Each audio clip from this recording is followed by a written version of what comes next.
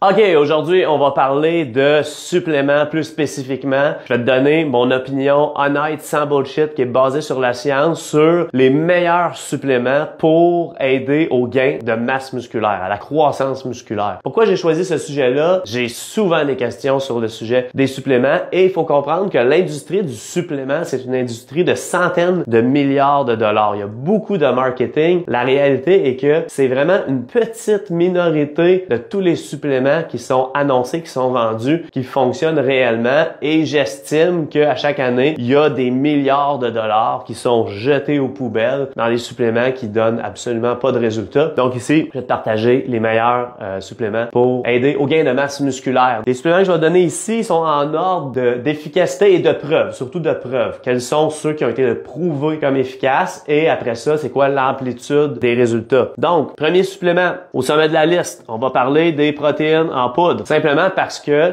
atteindre notre besoin en protéines, c'est la base si tu veux construire de la masse musculaire. Vois ça comme les briques, ok? C'est les briques de tes muscles. Ton corps veut construire plus de muscles, il a besoin d'une certaine quantité de briques. Si tu n'en donnes pas suffisamment via ton alimentation, il n'y a rien qui va fonctionner, absolument rien qui va fonctionner. Donc, il faut en avoir suffisamment. Après ça, si tu prends une bonne source de protéines de ton alimentation et que tu la retires, par exemple, tu prends des œufs, de la poitrine de poulet, peu importe, tu retires ces protéines-là et tu les remplaces par de la poudre de protéines, tu n'auras pas plus de résultats. Okay? Il faut comprendre que c'est juste pour être certain d'en consommer suffisamment et les poudres de protéines, c'est une source de haute qualité de protéines qui coûte pas cher. Okay? Quand tu regardes au gramme près, ça coûte vraiment pas cher de la poudre de protéines. Donc, premier rang, on va parler des protéines. Deuxième, qui a été le plus étudié et démontré comme étant efficace pour aider au gain de masse musculaire, on va parler ici de créatine. Il y a énormément de littérature scientifique sur ce sujet-là. Donc, l'ensemble des études tendent à démontrer que ça va aider au gain de masse musculaire en aidant à saturer le muscle de créatine phosphate qui va aider la performance, surtout en force, ok? Surtout plus basse répétition. On va parler des répétitions en bas de 10 répétitions. Ça peut t'aider à pousser un petit peu plus fort et pousser fort dans le gym et la chose qui stimule le gain de masse musculaire, ok? Il n'y a aucun supplément que de prendre ça va te faire gagner du muscle. Le supplément t'aide juste à construire l'entièreté de ce que ton corps aimerait construire suite à une stimulation qui est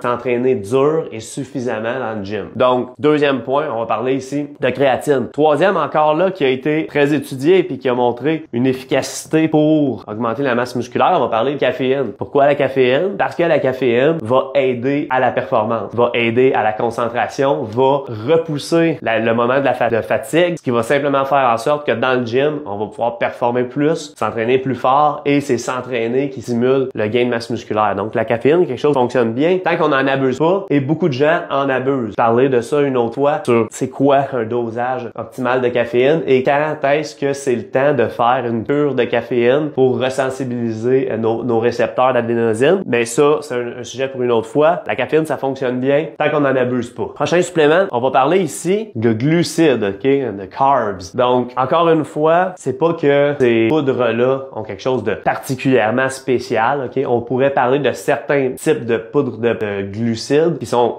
plus intéressantes, mais ce sera un sujet pour une autre capsule. Mais c'est principalement pour avoir suffisamment de glucides dans notre alimentation globalement pour maximiser nos performances au gym, ok? C'est encore ça l'utilité primaire des glucides. C'est souvent plus d'un aspect pratique, ok? Des gens en gain de masse musculaire qui ont une grosse masse, s'entraînent fort, qui ont une grosse dépense énergétique. C'est possible qu'ils aient besoin de manger 500-600 grammes de glucides par jour. Si tu manges tout ça sous forme de riz, tu vas voir que ça en fait du riz, ok? Fait que des fois, l'utilisation de glucides sous forme de poudre que tu mélanges dans l'eau peut être intéressante. Ensuite, prochain, puis là, comme qu'on voit, on descend dans l'efficacité. Okay? La béta-alanine a des études qui démontrent un potentiel pour être capable de pousser plus fort, encore une fois, dans le gym, mais surtout pousser plus longtemps. Fait que de consommer de la béta-alanine va augmenter les niveaux de carnosine dans le sang, dans les muscles. Puis, ce qui est intéressant, c'est que de consommer la carnosine va pas avoir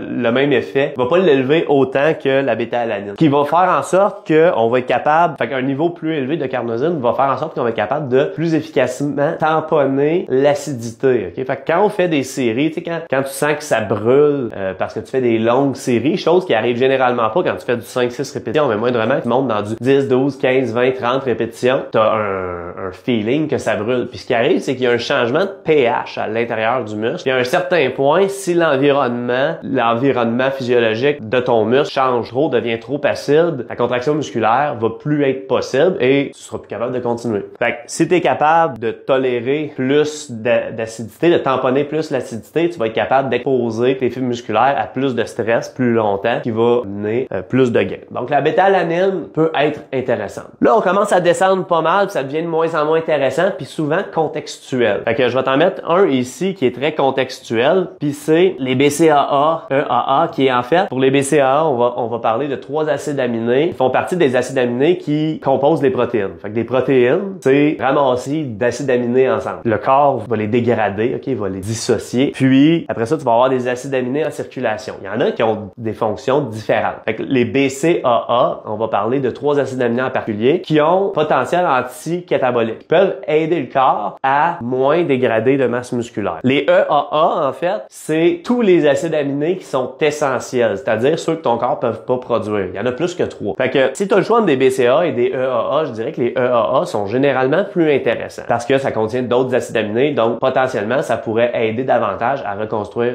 les muscles. Donc, pourquoi c'est intéressant? C'est que c'est un effet anti-catabolique. Il faut comprendre que quand tu manges, ton corps va être en anabolisme, ok? Il va avoir des ressources d'énergie disponibles, donc il n'y aura pas besoin d'utiliser ses propres ressources d'énergie. Qu'est-ce qui arrive quand tu perds du gras? C'est que ton corps a besoin d'énergie. Il y en a pas parce que ça fait longtemps que tu as mangé, donc il va commencer à dégrader, par exemple, des graisses. Mais les muscles aussi vont y passer. Et plus t'es lean, plus les muscles vont y passer. Moins tu as de surplus de gras, plus les muscles vont y passer. C'est là que les BCAA et EAA peuvent être intéressantes, par exemple, dans un contexte de perte de poids. Parce que dans un contexte de perte de poids, dans le fond, tu vas tout le temps avoir des périodes d'anabolisme et de catabolisme. Dans le fond, ce que tu veux, c'est, quand tu veux perdre du poids, c'est des périodes de catabolisme qui t'importent. Mais dans ces périodes-là, tu vas perdre aussi de la masse musculaire. L'ingestion de BCAA, EAA peut aider à perdre un peu plus de gras, un peu moins de muscle. En fait, préserver plus de masse musculaire. Donc, ça peut être intéressant pour ça. Mais quelqu'un qui mange suffisamment de protéines et de calories, surtout dans sa journée, honnêtement, ça n'a pas cet effet-là. Ça pourrait avoir un autre effet, par exemple, c'est vraiment pas clair en ce moment. Je pense pas que ça vaut la peine d'investir de l'argent dans ce supplément-là, juste pour ça. Mais, il semblerait que ça pourrait aider à réduire les courbatures, les DOMS, Delayed Onset Muscle Soreness, qui ferait en sorte que tu es capable de te réentraîner plus tôt, ou du moins quand tu vas t'entraîner, tu vas peut-être être capable de pousser plus fort parce que tu vas avoir moins de douleur. Okay? Donc, ça pourrait aider pour ça. Mais on voit que c'est très contextuel et qu'il manque de preuves. Donc, ça,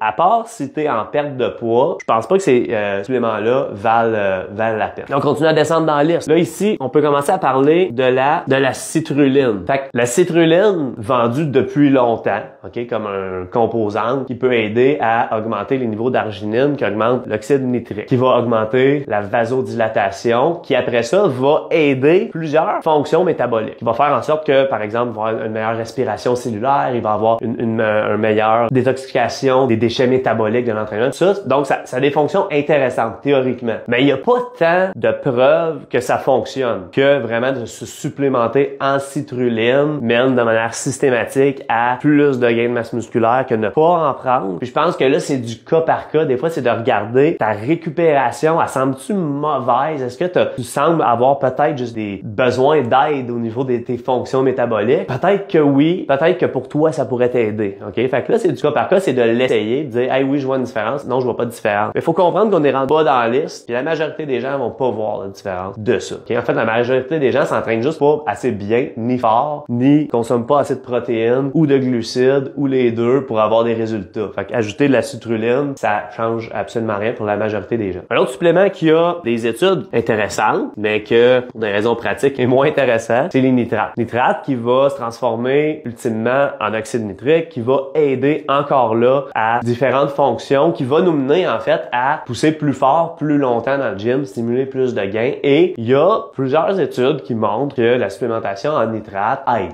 ok, aide au gain de masse musculaire. C'est illégal de vendre des nitrates sous forme de supplément. Fait que ça, c'est un petit problème pour l'industrie du supplément. Puis c'est drôle parce que on n'entend pas beaucoup parler des nitrates, probablement pour cette raison-là, c'est que c'est difficilement facile à vendre sous forme de supplément. Parce qu'en fait, si tu veux te supplémenter en nitrate, il va falloir que tu consommes des aliments qui sont riches en nitrate. L'aliment le plus riche en nitrate, c'est la betterave. Betterave qui est peut-être pas le légume le plus populaire au monde. Puis il faut que tu en consommes une méchante bonne quantité pour avoir une quantité de betterave qui est intéressante. Donc, on irait avec, par exemple, de la poudre de betterave si on voudrait devrait se supplémenter en nitrate de manière assez significative pour avoir les fameux effets qu'on veut là. Ce qui fait qu'il va falloir que tu te mélanges ta poudre de betterave puis que tu bois du jus de betterave qui est pas très agréable au goût ni à la texture. Donc, je dirais que c'est pour ça que c'est semi-intéressant comme supplément, mais il y a quand même des preuves intéressantes d'efficacité au niveau des nitrates. Puis le dernier que je dirais qui vaut la peine d'être mentionné, puis encore là, tu vas voir, c'est pas un supplément super pratique puis il est dans le bas de la liste. Puis ça non plus, ça se vend pas vraiment dans les magasins de suppléments, mais on va parler du bicarbonate